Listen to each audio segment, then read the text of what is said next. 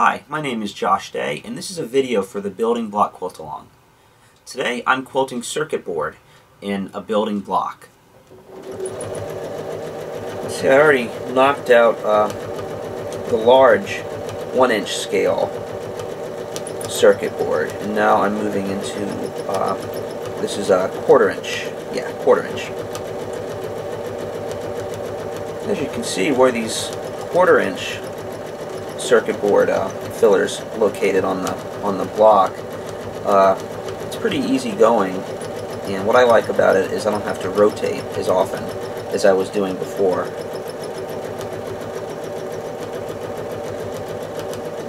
Leah says a lot of quilters email her asking why their corners are curved rather than tight 90-degree angles. And for me, one thing I learned is stopping right on a corner, well, almost on a corner. You can see I kind of missed that. And that gives you a nice sharp edge. And over time, you'll get the feel of it and learn how to do non-rounded corners. See, my stitching is kind of tight here, so I'm going to move my hands quicker.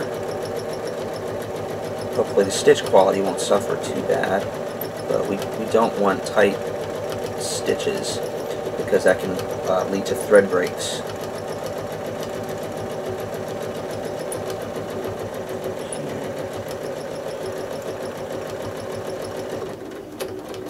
Oh, okay. I think I'm just gonna. You can see what happened there. I stayed in one area for too long, but it looks like it got through it, so I'm just gonna leave that right there and keep going. Again, another reminder not to stay in one area too long and to stay moving. It's hard in tight, small areas like that, like this.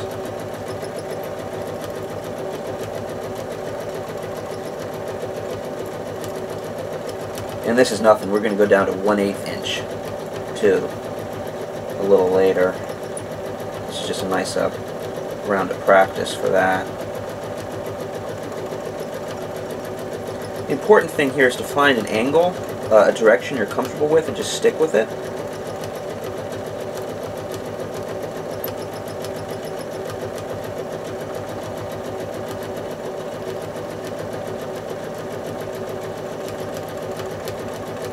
And another kind of side effect of staying in one place, I've learned my arms and hands start to get tired because I think my posture is not quite right with my arms.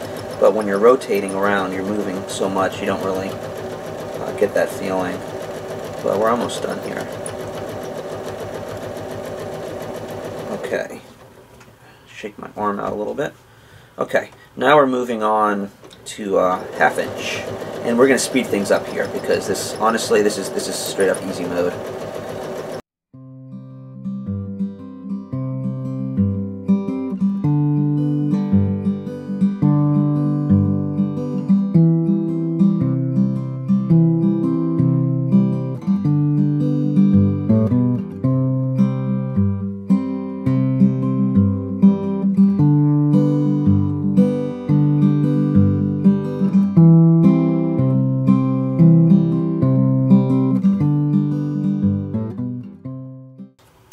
Okay, now we're getting into the only technically challenging part of this entire block, and it is going to be tricky.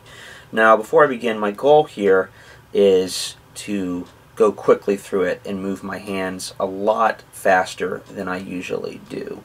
And at the same time, I will try to stay on the lines and stay consistent. And one thing I really like about this one, I like how it's positioned in this location. I can stay in one direction, and I'm going to stay right here the entire time. At least I think I am. I'm not going to make any promises there. But well, let's just get down to it and see.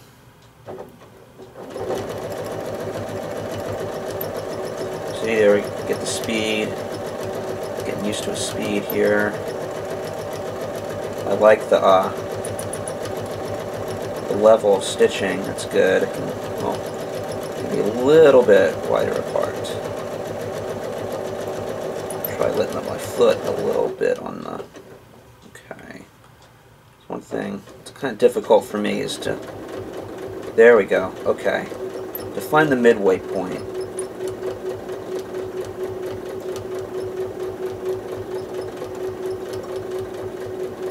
Now remember, this is so tiny. You can see I'm not exactly on every single line, but that's okay, because the finished result will really cover up a lot of these tiny little issues I'm having, and they're not big. You can still tell this is a a circuit board, a little Pac-Man maze. You can still very clearly see it.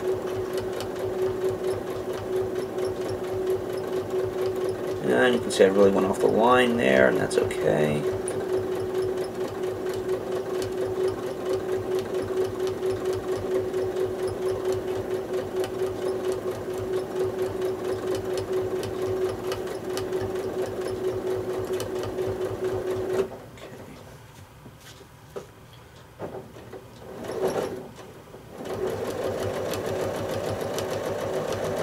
See, I lost that nice speed. There we go. Now back in that comfortable speed. Almost done. Notice I went through this with, well, took a couple breaks.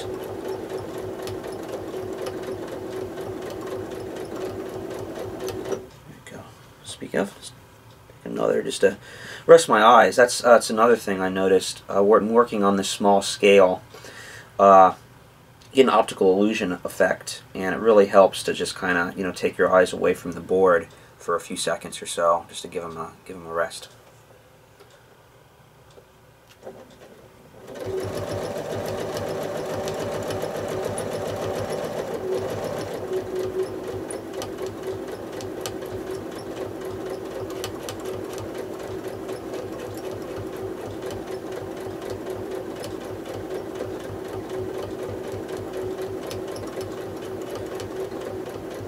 Finish line is in sight.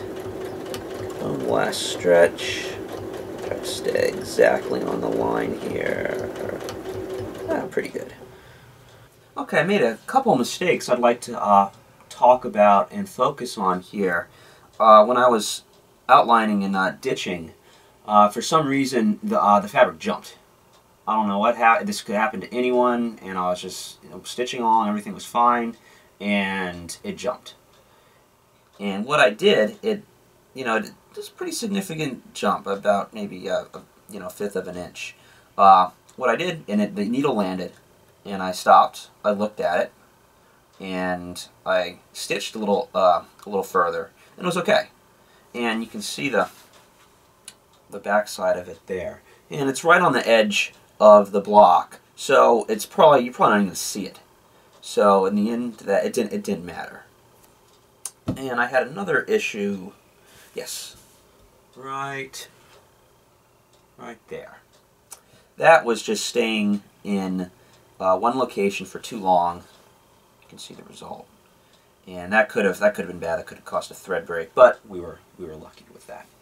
And so when these things happen, just and if your thread doesn't break, just keep going. And again, this is right on the corner, on the edge here, and it's not going to be an issue in the at the end result.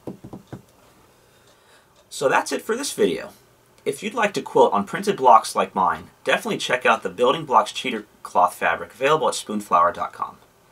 This was a video for the Building Blocks Quilt Along. You can pick up this pattern at leahday.com. Until next time, let's go quilt.